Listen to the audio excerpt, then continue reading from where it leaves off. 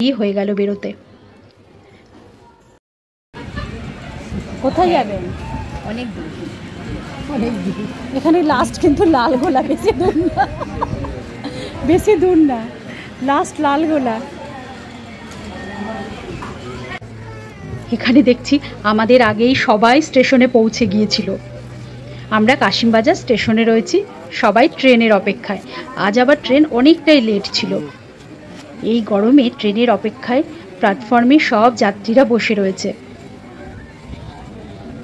Train ঢোকার পর উঠে পড়লাম। প্রচণ্ড ভিড় ছিল আজ। এর আগে যেদিন গিয়েছিলাম সেদিন একদমই ভিড় ছিল না।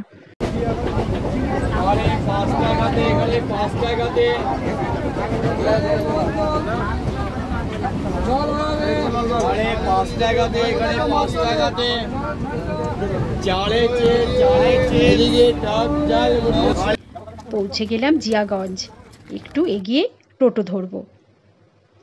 টোটো চেপে এখন যাচ্ছি জিয়াগঞ্জের রাস্তা দিয়ে।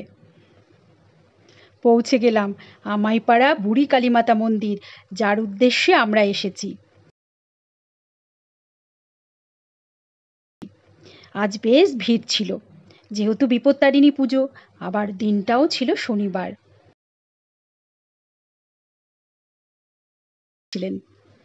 এই দেখো মায়ের চরণ, এইদিকে চরণামৃত। পুরোহিত মশাই এই মায়ের ইতিহাস শোনাচ্ছিলেন। সবাই খুব মন দিয়ে ওনার কথা শুনছিলেন। একদিকে মা শারদা, অন্যদিকে শ্রী শ্রী রামকৃষ্ণ পরমহংসদেব। এই যে মায়ের দর্শন করে নাও। আমরা এখানে পুজোটা দিয়ে নিলাম। আমি 108টা জবার ফুলের মালা নিয়ে গিয়েছিলাম।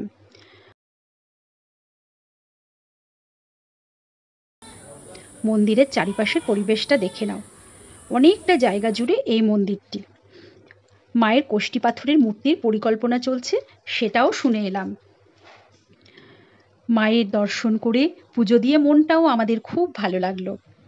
তোমাদের কেমন লাগলো মায়ের দর্শন করে অবশ্যই জানাবে।